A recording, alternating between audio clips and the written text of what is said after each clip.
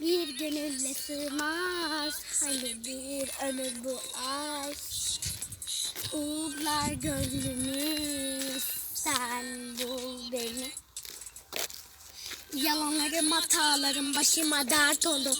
Karanlık gecenin içinde kayboldum.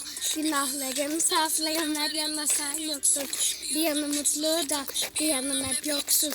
Yok bu halime bir çare, bir meftaba avare. Şarkımı söyler dururum belki, duyarsın diye. Ay ay ay, sinirliyim, saçım başım dağınık, üzgünüm birazcık. Yine aynı sensiz uyandım. Senin korkun ateş olurdum tenime, bir önemi kalmadı.